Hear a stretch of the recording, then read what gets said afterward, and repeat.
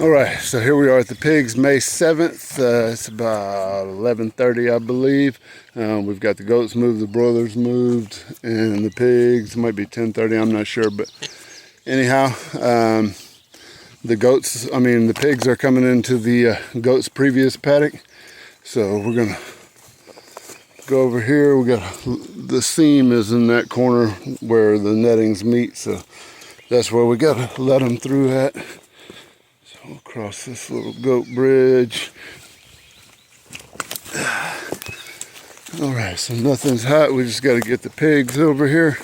And I kind of want to talk about how we typically raise our pigs.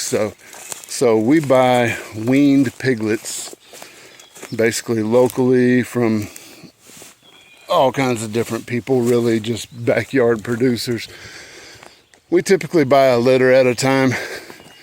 10 or 12, 8, 10, 12. Come on, pigs.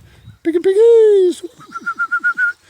And then we train them. We train them to a single hot wire, and we'll be getting another batch of piglets here pretty soon. So I'll document that whole process and show y'all how we do it.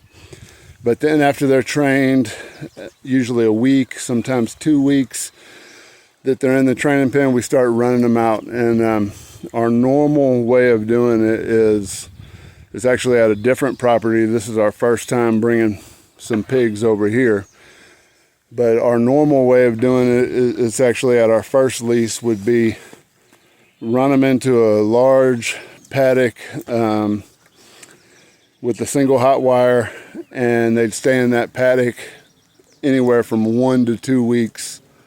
And then I move them to the next paddock, and they would cover the farm in approximately 8 weeks, 8 to 12 weeks before they came back on to their original paddock. But this time we're doing it a little differently, and I explained in an earlier video, it was just circumstances were what they were, so we decided to run the pigs right behind the goats. And honestly, I really like this. So what that forces us to do in order to keep them up with the goats is basically move the pigs like sometimes once a day, sometimes every other day. At most they're getting moved. They're spending no more than 3 days in a paddock. So that's just constantly exposing them to lots of fresh forages and grubs and all the stuff that they like to root in the ground for, roots or just whatnot, insects, just all the things that pigs eat. And we don't run them with a shelter. We always make sure they have shade. Let me take that back. So occasionally we'll put a shelter in there. Like for instance, if they're out in the complete open paddock, like they were a couple of weeks ago, we threw a shelter in there just for shade. But honestly, that's probably the first time we've thrown a shelter in there in years. So they always have access to a tree line.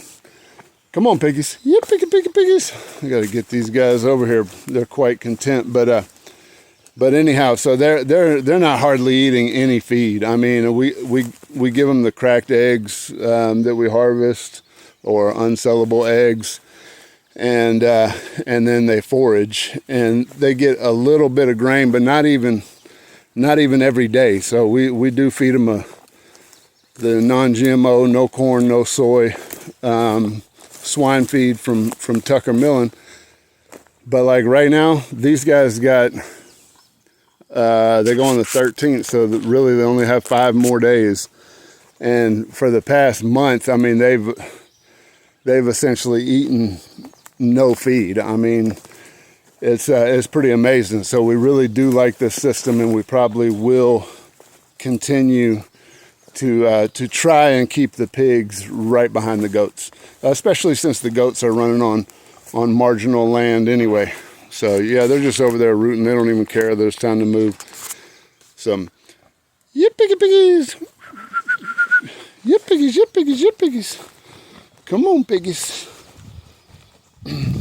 But yeah, so this is, I guess with a little bit more of adaptability. We, just see what works. Always trying new things, and this is how we're doing our pork now, and we may continue doing that. Thanks for watching. I'm gonna try to round these guys up.